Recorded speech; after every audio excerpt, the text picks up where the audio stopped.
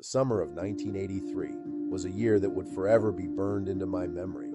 I had just taken on a job as a housekeeper for the Brooks, a well-to-do couple living in a quiet, pristine neighborhood on the outskirts of town. The house itself was grand, the kind of place that had always intrigued me. It was an opportunity for some extra income, and I was in desperate need of the money. They were courteous enough, though always a bit distant, with that vague air of superiority that well-off people have. Mrs. Brooks was particularly peculiar, a quiet, stern woman who rarely engaged in conversation. Mr. Brooks would nod at me as he passed by, often buried in whatever was occupying his mind. My work was straightforward: cleaning, dusting, organizing, all tasks I knew well and could perform with ease. But of course, in a house like that, there were bound to be secrets. It was a Wednesday morning when I first noticed the cabinet. I'd been cleaning in the study, a room lined with shelves full of books that no one seemed to read. The cabinet was small and unassuming, but something about it called to me. It had a lock, an old-fashioned one that looked sturdy but weathered with age. I wasn't one to pry, but curiosity got the better of me. It wasn't that I planned to open it. Not at first. Just something about the way it seemed so intentionally out of place, almost too guarded. Weeks went by, and the cabinet began to feel like an itch under my skin. Something I couldn't ignore. I didn't actively plot to open it, but every time I entered the study, it was there, nagging at me, daring me to uncover what secrets lay inside. I told myself that it was probably just old paperwork, tax returns. Nothing interesting, but the locked nature of it gnawed at me. One afternoon, while Mr. and Mrs. Brooks were out, I decided to snoop around a little. Just to peek, I told myself, just to satisfy the gnawing in my gut. I found the key by accident, tucked in the back of Mr. Brooks's desk drawer. It was a simple thing, small and worn, almost as though it was hiding in plain sight. My heart pounded as I approached the cabinet, the feeling of unease sinking into my bones. With a shaky hand, I inserted the key and turned. A soft click echoed in the empty study. What I found inside made my blood run cold. Photographs, hundreds of them, some black and white, some in washed-out color. I flipped through them, my hands trembling. It took me only a moment to recognize my own face, my children, my husband. Picture after picture, taken without our knowledge. Our home, my children at school, even photos of me in the Brooks house, working, unaware of being watched. My stomach turned, and I felt bile rise in my throat. Who had taken these? Why?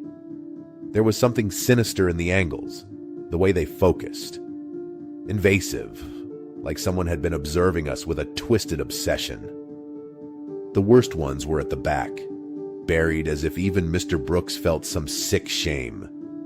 They depicted my daughter, unaware, sitting in her bedroom, reading, brushing her hair. The photos were taken from outside, through her window. I felt the world close in around me. I couldn't breathe. There was an undeniable sense of threat in every image, a reminder of how easily our privacy could be shattered, how vulnerable we truly were. I slammed the cabinet shut, my hands shaking violently. My mind raced. What was I supposed to do? Go to the police? Quit? I needed the money, and yet, how could I stay knowing the kind of people I was working for? I barely made it through my tasks that day, my mind whirling with thoughts of confrontation, escape, and fear. The Brooks returned home late that evening, and I could barely look them in the eye. That night I received a phone call. The voice was calm, controlled. It was Mr. Brooks. He knew I had opened the cabinet. He didn't sound angry. There was no yelling, no threats. He simply explained the situation to me, how he had friends in the local police force, how they would believe anything he told them about me. He said he had certain influences, and that my family could suffer if I decided to do anything rash. He wanted me to continue working for them, to pretend I knew nothing. An impossible decision. I had no allies, no way to fight back against someone like him. He held all the power, my family's safety in his hands, and he knew it. The next day, I returned to work as though nothing had happened. Mrs. Brooks smiled at me, and I wondered if she knew, if she was complicit or just another pawn in his twisted games. I will never forget the feeling of walking into that house, knowing what I knew, feeling the weight of those photographs like a noose around my neck. I continued working there for 2 more months, always watching, always waiting for the moment I could find a way out, until, finally, I saved up enough to leave town. We moved, my husband, my children, and I, far away, to a place where I hoped the Brooks Reach could not find us. I never spoke of what I found, never told my husband why we needed to leave so suddenly, but every now and then I still feel it. The sense of eyes on me, watching, waiting. The scars of those photographs linger, an eternal reminder of what it felt like to be powerless in the face of true evil. Story 2. It was a hot summer afternoon in 1986.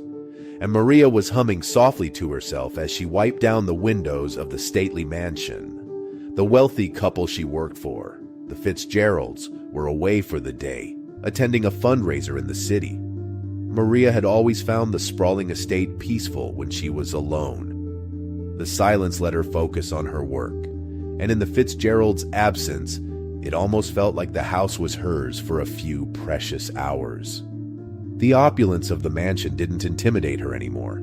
She'd grown used to the gleaming marble floors, the antique furniture, and the priceless heirlooms displayed in every room. She dusted the cabinets and straightened the silverware, never daring to dream that any of it could be hers. That evening, just as the sun began to dip below the horizon, Mr. and Mrs. Fitzgerald returned. Maria greeted them politely, ready to share the day's progress and then leave for home. But she immediately sensed that something was off. Mrs. Fitzgerald's eyes were unusually sharp and her lips pressed into a thin, rigid line. Mr. Fitzgerald was holding his leather briefcase with a tense grip, and there was something unsettling in his eyes, a glint of anger or perhaps calculation. "Maria, we need to speak with you," Mrs. Fitzgerald said coldly, her voice cutting through the quiet of the grand hallway. Maria felt her heart sink, her hands going cold as her mind rushed to recall if she'd made a mistake. Had she missed something? Broken something without realizing? "Yes, ma'am," she said, her voice small in the vastness of the house. Mrs. Fitzgerald stared at her with unblinking eyes, and Maria couldn't shake the growing sense of dread. "Some of our most valuable belongings have gone missing," Mrs. Fitzgerald continued. "Family heirlooms, priceless pieces that have been in the family for generations." Maria's breath caught in her throat. I'm not sure I understand, ma'am." The sapphire brooch, the silver candlesticks, and the pearl necklace, Mr. Fitzgerald added, stepping closer. "They're gone, and you were the only one here today." Maria shook her head, the room spinning slightly as her heart raced. "I swear, I didn't take anything. I would never—" Her words came out choked, and she could see Mrs. Fitzgerald's expression hardening even more. "We trusted you, Maria," Mrs. Fitzgerald said. "You've worked here for years, and yet here we are, with our valuables missing, and no one else to blame." "Please, ma'am, you have to believe me," Maria pleaded, her eyes filling with tears. She looked from Mrs. Fitzgerald to Mr. Fitzgerald, but neither seemed to soften. They just stared at her with cold accusation. The next few days were a blur.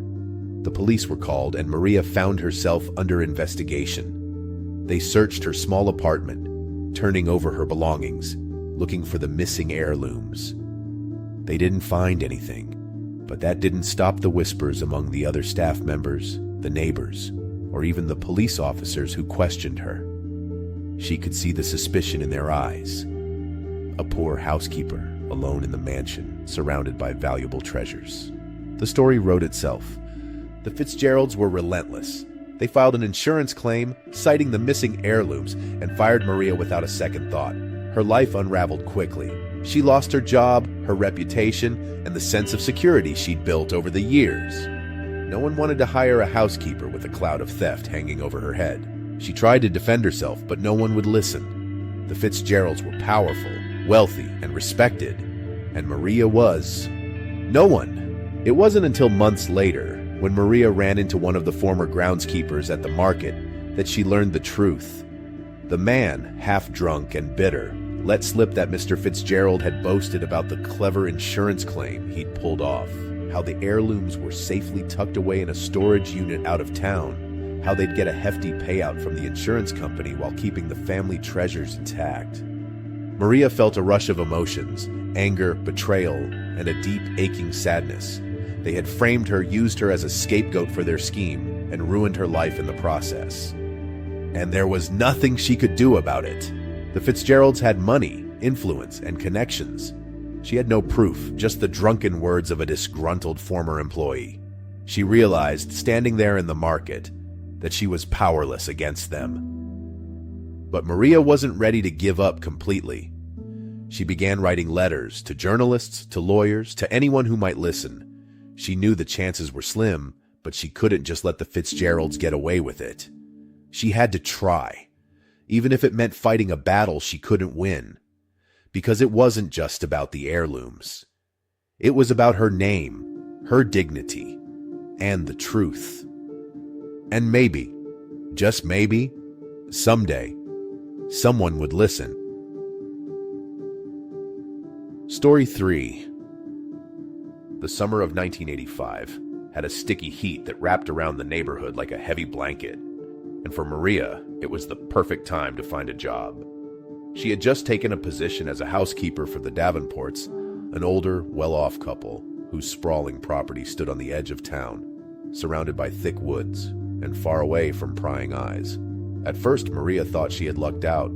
The work was straightforward, dusting heirlooms, vacuuming carpeted halls, preparing tea. The pay was more than fair, and the house itself had an eerie charm that fascinated her. But she could never quite shake the feeling that she wasn't alone, even when the Davenports were away. The oddities started small, almost subtle, at least at first. While she dusted the paintings in the living room one afternoon, Maria noticed that a small porcelain figurine, one she had never seen before, was perfectly positioned to face her. The next day, she found another one on a different windowsill, the hollow gaze fixed on the exact spot where she usually stood to dust. Brushing it off as coincidence, she simply turned the figurines around, but the unsettled feeling lingered. The feeling intensified as weeks turned into months. The gentle hum of the grandfather clock became a reminder that time seemed to be slipping through her fingers, and the eyes of the paintings, somber portraits of ancestors from long ago, followed her as she swept the floors and polished the furniture. Maria started finding doors closed that she had left open, cabinets rearranged, items she was sure she had dusted suddenly covered in a thin film once again. She could have sworn that someone was undoing her work just to see her do it all over again. And then came the tapes. One quiet Sunday, Maria was tidying up Mr. Davenport's office, a space she usually avoided because of its oppressive air and the odd things it held. Antique typewriters, rusty clocks, a wall of dusty filing cabinets. She reached behind the desk to plug in a vacuum when her fingers brushed against something cold and metallic. Pulling it out, Maria found a small camcorder, its red light blinking. The hair on her neck stood on end. She hit stop, the tape inside clicking to a halt. Maria's curiosity got the best of her, and she took the tape home intending to return it when she figured out why it was there. That evening, she sat in her small living room, sliding the tape into her old VHS player. The screen blinked to life, and Maria's own face appeared. It was a grainy, black and white recording of her, sweeping, dusting, wiping. She watched herself move throughout the house, unaware that she was being filmed. The tape continued, cutting between different angles. Her in the bedroom making the bed, her in the kitchen washing dishes, her in the bathroom scrubbing tiles. Her heart pounded faster, and the bile rose in her throat. There was no mistaking it now. Cameras had been watching her every move. The next day, she returned to the Davenports' mansion, her eyes scanning each room as if seeing it for the first time. She imagined all the hidden lenses in the walls, the figurines positioned just so, and the mirrors that might not be mirrors at all. She had to confront them, she decided. As the Davenports sat in their lavish living room, she walked in with the tape in hand. Before she could utter a word, Mr. Davenport smiled at her, a knowing, cold smile that drained all the blood from her face. "I see you found it," he said, voice like syrup, slow and thick. Mrs. Davenport remained silent, her eyes locked on Maria's. It wasn't the gaze of an elderly woman. It was a gaze filled with control, with amusement. The couple had been playing with her, Maria realized. Her every decision, her every move, carefully observed, carefully manipulated. She wasn't just a housekeeper. She was a puppet in their twisted little play, a toy for their amusement. She had walked into their web, and they had ensnared her without her even knowing. She quit that day, but the feeling of being watched never left. Even in her small apartment, Maria found herself looking over her shoulder, wondering if there were more cameras she hadn't yet found. The Davenports had managed to turn her life into their own private show, and Maria couldn't be sure if the curtain had truly fallen, or if they were still watching somewhere in the dark.